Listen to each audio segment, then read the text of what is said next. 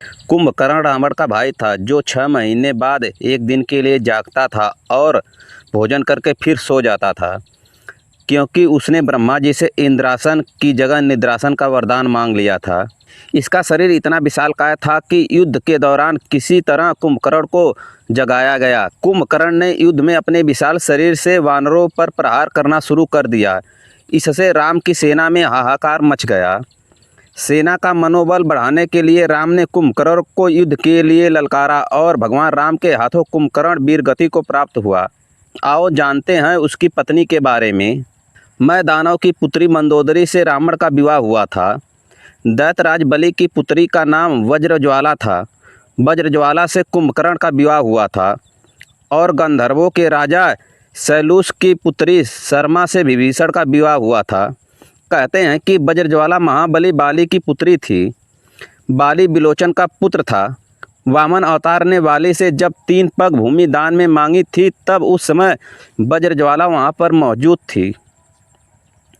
कुंभकर्ण की एक दूसरी पत्नी का नाम करकटी था। कुंभरपुर के महोदर नामक राजा की पुत्री तड़ितमाला से भी कुंभकर्ण का विवाह हुआ था।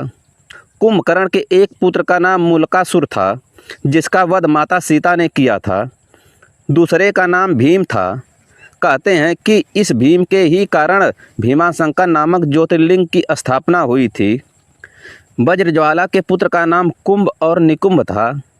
रावण की सेना में अस्त्र शस्त्र या यंत्र बनाने वाले एक से एक वैज्ञानिक थे, जैसे शुक्राचार्य, भार्गव, शंभु, कुंभकर्ण और वज्रज्वाला। कुंभकर्ण अपनी पत्नी वज्रज्वाला के साथ अपनी प्रयोगशाला में तरह तरह के अस्त्र शस्त्र और यंत्र बनाने में ही लगे रहते थे, जिसके चलते उनको खाने पीने की सुध ही नहीं रहती थी। कुंभकर्ण की यंत्र मानव कला को ग्रेट इंडियन पुस्तक विजार्ड आर्ट का दर्जा दिया गया है। इस कला में रावण की पत्नी धन्यमालिनी भी पारंगत थी। वरदान से पहले और एक दिन जागने के दौरान कुंभकर्ण यह कार्य करता था।